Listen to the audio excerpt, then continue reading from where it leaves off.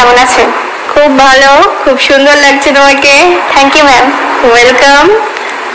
কেমন লাগছে এখানে এসে? খুব ভালো লাগছে এখানে এসে।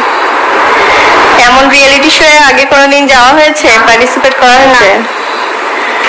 মাধ্যমিক পরীক্ষার প্রিপারেশন কেমন চলছে সুস্মিতা? ভালো ম্যাম।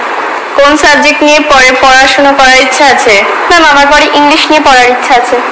বাহ, ভেরি গুড।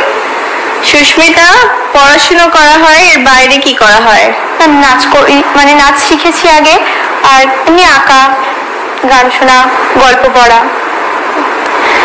তুমি কি আমাদের নাচ দেখাবে? সুস্মিতার একটা সুন্দর নাচ আমরা দেখে নেব।